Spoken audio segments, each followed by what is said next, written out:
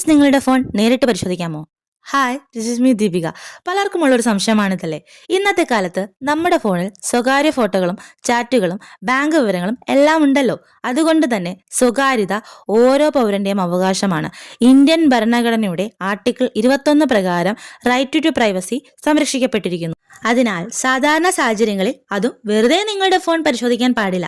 പക്ഷേ ചില കുറ്റാന്വേഷണ സാഹചര്യങ്ങളിൽ നിയമപരമായ നടപടികളുടെ ഭാഗമായി പോലീസ് ഫോൺ പരിശോധിക്കുകയോ പിടിച്ചെടുക്കുകയോ ചെയ്യാം. CRPC സെക്ഷൻ 91 പ്രകാരം അന്വേഷണത്തിനായി ആവശ്യമായ രേഖകളോ വിവരങ്ങളോ ഹാജരാക്കാൻ ആവശ്യപ്പെടാം. അതുപോലെ CRPC സെക്ഷൻ 102 പ്രകാരം കുറ്റകൃത്യവുമായി ബന്ധമുണ്ടെന്ന് സംശയിക്കുന്ന വസ്തുക്കൾ പോലീസ് പിടിച്ചെടുക്കാനും സാധിക്കും. ചില കേസുകളിൽ മൊബൈൽ ഫോണും ഇതിൽ വരാം.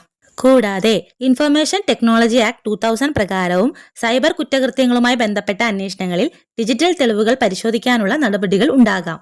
എന്നിരുന്നാലും പോലീസ് അധികാരം ഉപയോഗിക്കുമ്പോഴും പൗരന്റെ അടിസ്ഥാനാവകാശങ്ങൾ ലംഘിക്കരുത്.